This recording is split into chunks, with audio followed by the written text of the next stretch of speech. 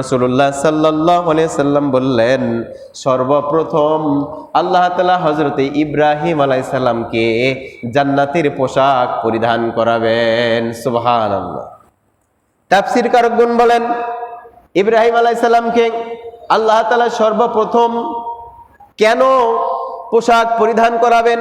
তাফসীর কারকগণ বলেন, তারা বলেন হযরত ইব্রাহিম আলাইহিস সালাম সর্বপ্রথম এই জন্যই পোশাক পরিধান করা হবে যে ইব্রাহিম আলাইহিস সালাম দুনিয়ার বুকে একজন দরিদ্রকে পোশাক পরিয়েছিলেন, দরিদ্রকে পোশাক পরিয়েছিলেন।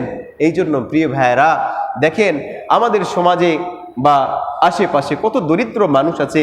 এই সমস্ত দরিদ্র মানুষের যদি আমরা কি করতে পারি, সেবা করতে পারি, তাদেরকে দেখভাল ভালো করতে পারি, তাদের দিকে সুদৃষ্টি দিতে পারি, তারাই আমাদের জন্য নাজাতের একটা উসিলা হয়ে যাবে। সুবহানাল্লাহ।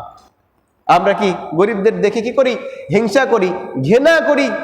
দরিদ্রদের দেখে, অভাবীদের দেখে হিংসা করি, ঘৃণা করি। আমরা এটা করব না ইনশাআল্লাহ। ইব্রাহিম আলাইহিস সালাম, হযরত ইব্রাহিম আলাইহিস সালাম একজন দরিদ্রকে কি করেছিলেন? পোশাক পরিয়েছিলেন।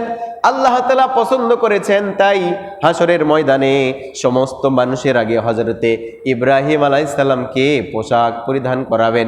2 নাম্বার যেটা, এই নমরুদ নামক শয়তান হযরত ইব্রাহিম আলাইহিস সালামকে আগুনের মধ্যে দিয়েছিলেন, তার শরীর থেকে পোশাকগুলো খুলে নেওয়া হয়েছিল, এর মধ্যে দেওয়া হয়েছিল, যার কারণে হযরতে ইব্রাহিম আলাইহিস সালামকে আল্লাহ তাআলা খলিল হিসাবে হযরতে ইব্রাহিম আলাইহিস সালামকে পোশাক পরিয়ে দিবেন।